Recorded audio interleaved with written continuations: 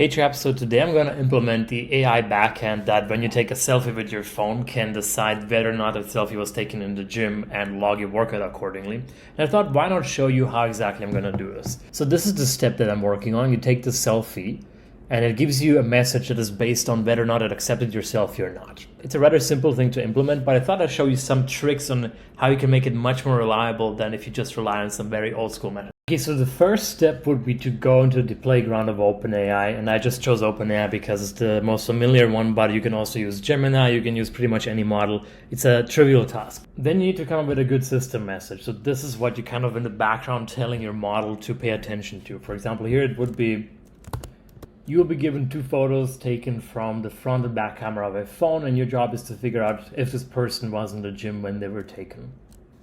So that should be quite trivial. Now all I need to do is get 2 photos to test this. And to keep it very simple, I'm just going to screenshot what I already have here. There we go. And now I can attach this. Okay, I included this. And I'm going to hit run. I can set the temperature to 0 because we don't have to be very creative here. It's a yes or no thing. But as you're going to see, it's not going to be a yes or no reply, which is a good thing though.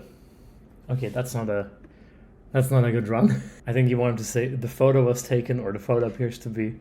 The person is in gym. Okay, now this message alone is not enough. You actually need a yes or no, but that's where a 2-step process comes in. You just ask it to say yes or no for the algorithm, and then your app just uses that text. Either if it's yes, then this, or if it's no, then it does something else. Respond with yes or no.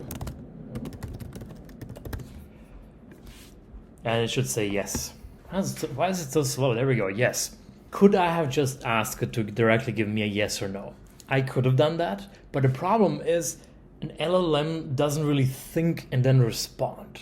It just predicts words. So if you just ask it to give you a yes or no, it's like using almost like minimal brain cells, and chances are it's going to give you a wrong response. So if you ask it to explain why yes or no, or just let it yap for a while, and then after that you ask it to turn it into yes or no, you'll have a much higher accuracy rate. It's a very clever trick to keep in mind.